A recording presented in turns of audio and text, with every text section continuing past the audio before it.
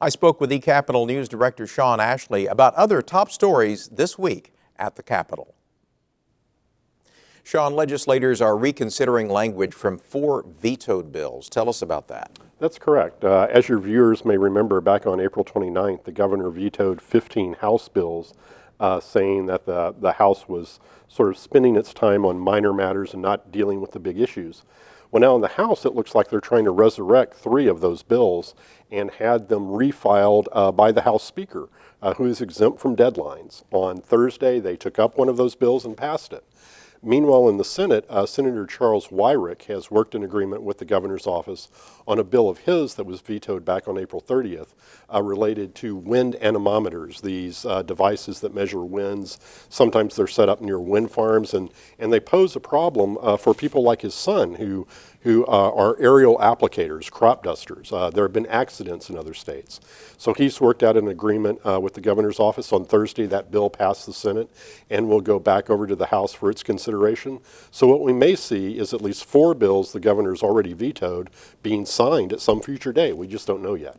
There's been concern that the state might experience a revenue failure, but it looks like we have avoided that. Yes, on Tuesday of this week, we were watching for the revenue report from Secretary Preston Dorflinger's office. He had warned last month that a drop in revenue could lead to some budget cuts this year.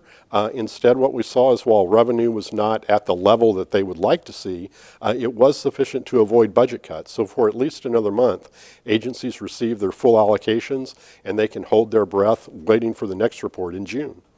A bill has moved on concerning open records. That's right. Earlier this week, the governor signed a bill which would allow individuals who sue in open records related cases to recover attorney's fees. Now, why this is important is if a media organization, or for that matter, filed an open records related lawsuit, they had no guarantee of recovering attorney's fees. So they might spend lots of money, or the idea of having to spend lots of money might even prevent someone from filing such a suit. Now, under this piece of legislation, they'll be able to recover those fees if they're successful.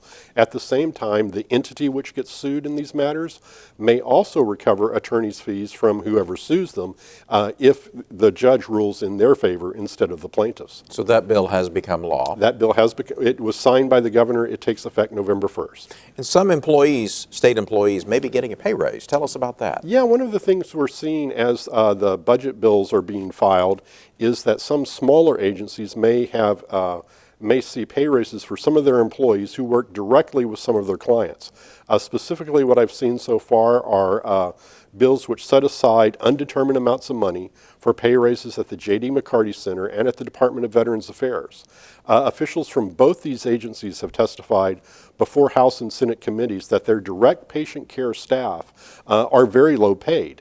In fact, at the Department of Veterans Affairs, their direct patient care staff are originally hired as temporary employees through a temporary agency.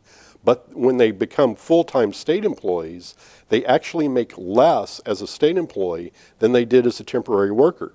So in order to ensure that they get the best type of employees, they've indicated to the various committees that they would like to up those salaries, and there are bills which recommend raises there.